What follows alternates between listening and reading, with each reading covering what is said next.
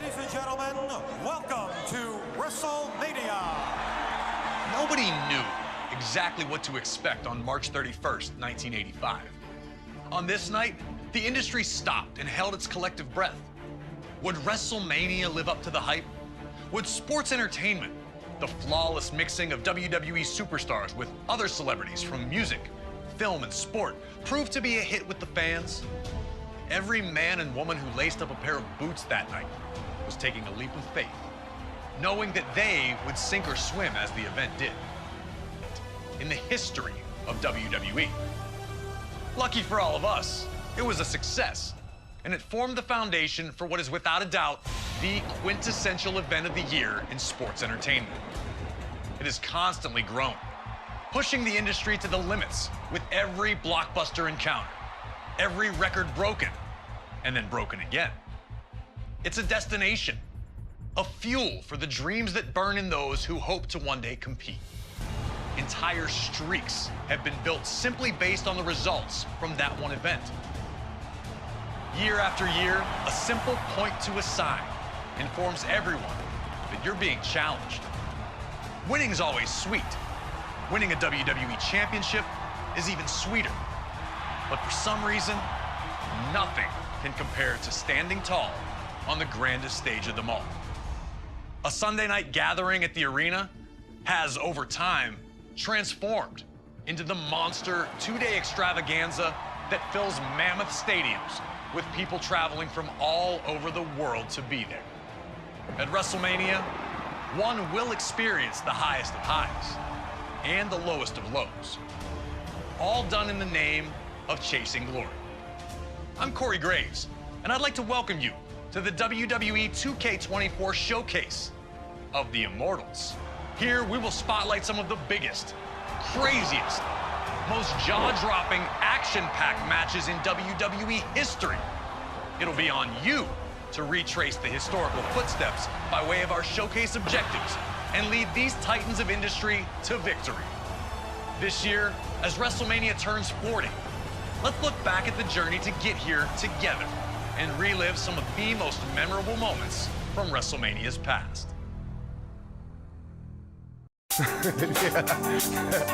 California, city of angels, it's gonna be trouble. Right. I've been preaching this all my life, right, bro? Out the windows.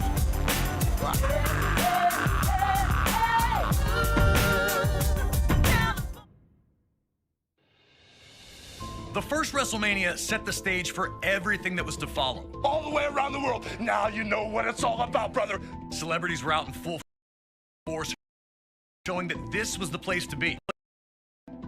WrestleMania 2 pushed the boundaries, taking place in 3 different locations: New York, Chicago, and Los Angeles, delivering 3 huge main events. But it would be WrestleMania 3 in 1987 that truly displayed WrestleMania's full potential. And for our first match of the 2K24 showcase of the Immortals, we go into the first verified WrestleMania Classic, the legendary clash for the WWE Intercontinental Championship between champion, the Macho Man Randy Savage, and his challenger, Ricky the Dragon Steamboat. Intercontinental Champion since February of 1986, Savage tore through anyone who challenged him. That included a successful defense against George the Animal Steele at WrestleMania 2. A clash between Savage and Steamboat during a late 1986 edition of Superstars would see the Macho Man retain via countout, but that wasn't good enough. He would launch a vicious attack on the Dragon after the match, taking him out of action. Savage would attempt to duplicate the attack on Steamboat's friend and former opponent George Steele during the first Saturday night's main event of 1987. Fortunately for the Animal, Ricky would make his well-timed return for the save, leading to the rematch between the two at WrestleMania. What transpired between the two combatants can only be described as art. A fast-paced, high-action classic unfolded in front of 90,000 plus in attendance, with both men coming so very close to victory on a number of occasions. Would Savage be able to turn back the challenge of his angry opponent? Would Ricky Steamboat get revenge? These questions would be answered over the next 15 grueling minutes. And when it was over, everyone in attendance and those watching at home knew they had been a part of something special. The two superstars would forever be etched in history following the match, with Ricky Steamboat finally putting an end to the Macho Man's historic reign.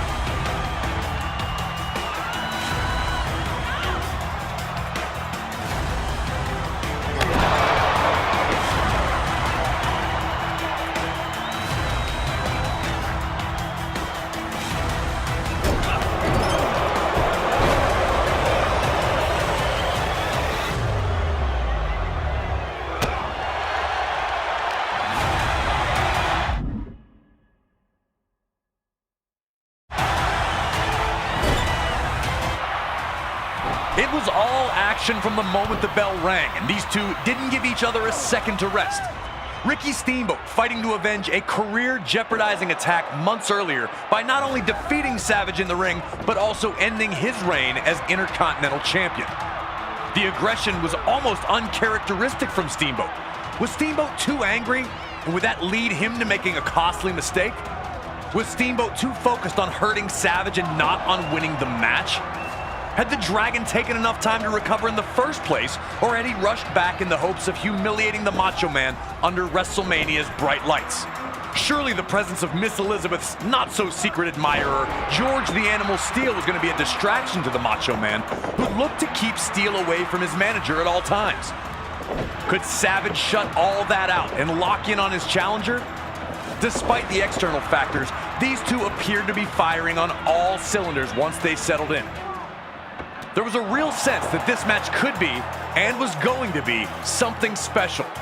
The fans were captivated by the constant back-and-forth battle, with no one really able to maintain any type of control in the early portion of the match. The Macho Man appeared almost thankful to get a moment to himself after dumping Steamboat back to the floor, letting you know that Savage understood he was in a fight unlike any other he'd been in before. Things were only getting started.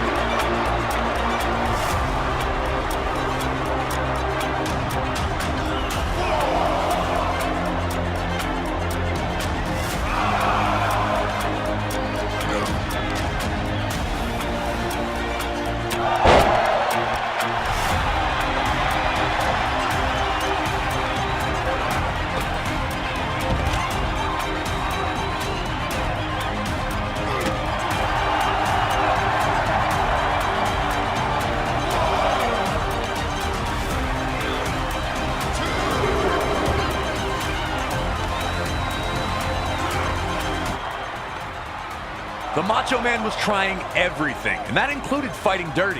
But Steamboat continued to have an answer at every turn. Steamboat's counter wrestling had smothered Savage's offense, and the building frustration was obvious on the face of the Macho Man. In a match this closely contested, one small mistake can be a game changer.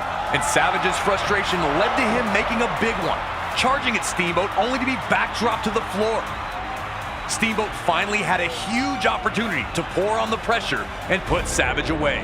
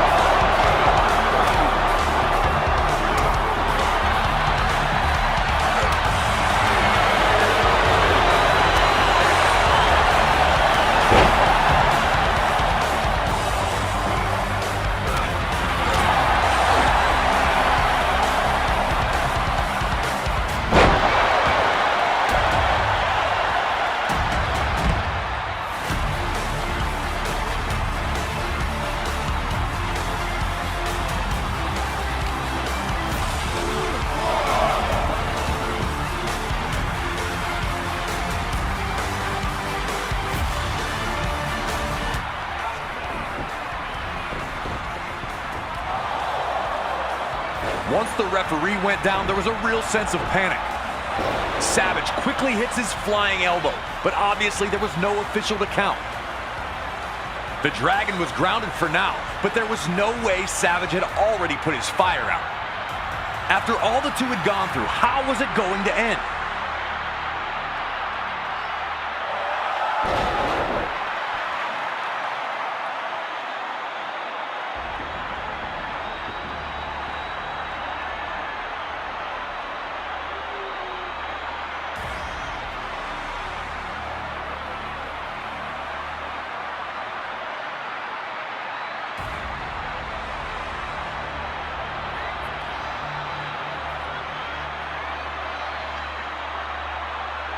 Looking to take advantage of the situation, the Macho Man looked to use the ring bell on the fallen Dragon, only to be intercepted by George the Animal Steel.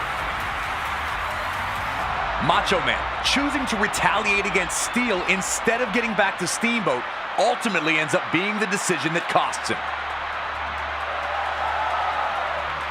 A then-record Intercontinental Championship reign comes to a bitter end for Savage, who wasn't thrilled about the manner in which he lost. There was no turning back. There's nothing else like getting in the ring with Andre the Giant. It is the great unknown. When you get there and you're with Andre the Giant, you're outmatched, you're outsized, you're outpowered. It's an uphill battle, so you have to fight from underneath. You have to have everything in sync, body, mind, and soul, to survive fighting an opponent like Andre the Giant. When I slammed Andre the Giant, I was surprised how the crowd reacted. 94,000 people lost their breath and gasped at the same time. It overwhelmed me in the ring. It's etched in stone. It's just overwhelming how many people every day approach me and talk about WrestleMania 3. Now it's up to you to do the impossible and defeat Andre the Giant at WrestleMania 3. It truly is the irresistible force meeting the immovable object.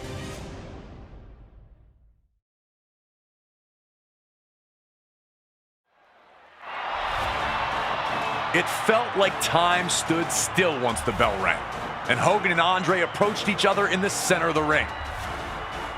It was finally here. The reason all these people were in the arena.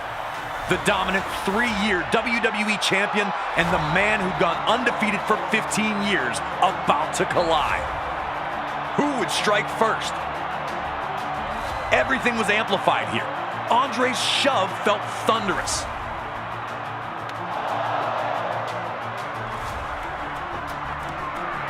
The process.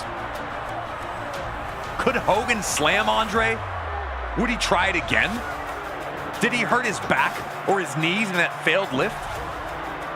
Andre, thinking he'd won the match, would have to recompose and get back on the task of taking out the Hulkster.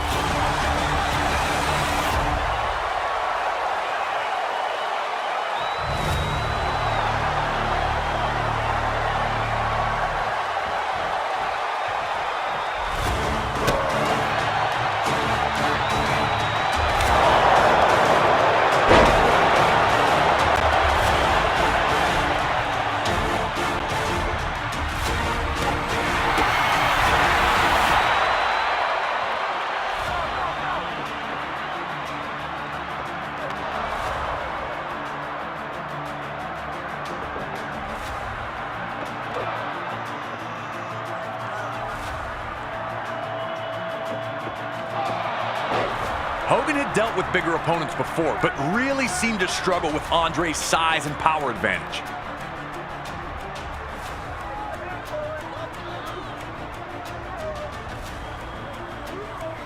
Every shot Andre landed crumbled Hogan. Andre had just been dominant to this point, but an ill-advised trip to the ringside area would see Andre make his first real misstep, throwing a headbutt at Hogan that only ate ring post.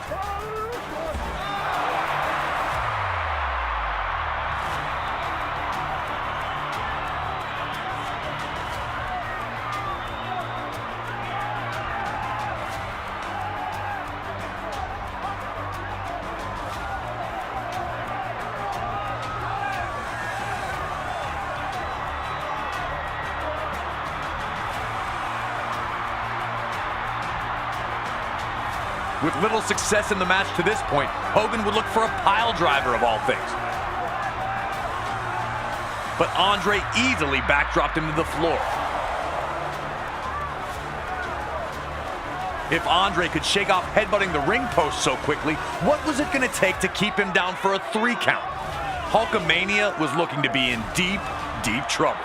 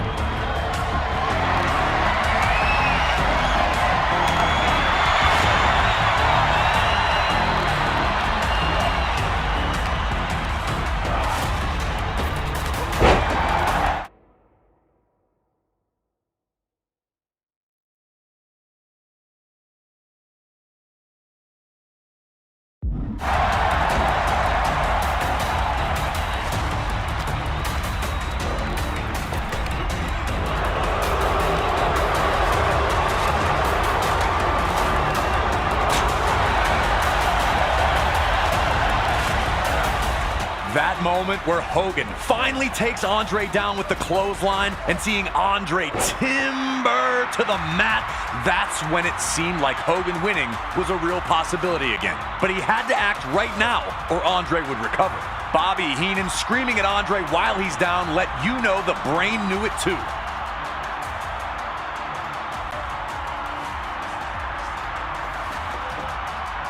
And then you see Hogan start shaking his arms and you're just thinking there's no way.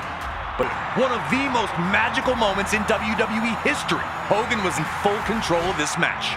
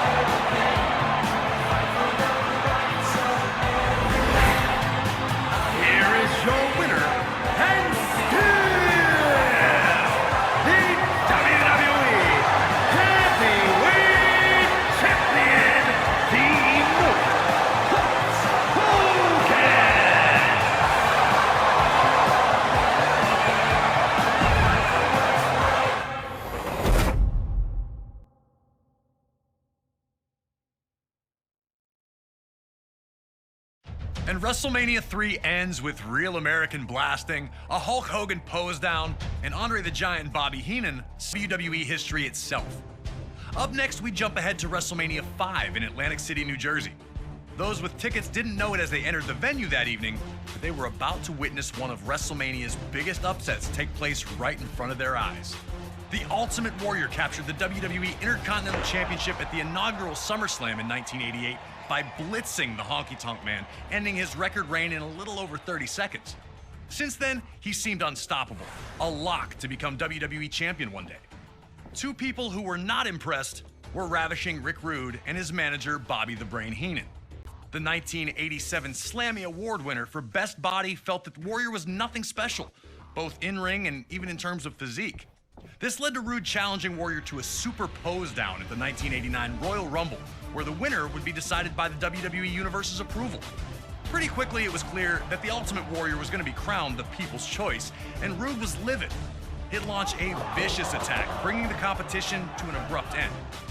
That would lead to the signing of the contract for the two to compete in the Intercontinental Championship match at WrestleMania 5, and the world felt that Warrior would destroy his brash challenger. But Heenan and Rude were more than prepared for the champion. Heenan was desperate to have WWE Gold in his vaunted Heenan family ranks, and he knew that the Ravishing One was the right man for the job. They told anyone who'd listened that Rude was going to beat the Ultimate Warrior at WrestleMania, and now the time had come. Had they backed Warrior into a corner, or were they about to realize they'd bitten off far more than they could chew? That's a question only you can answer.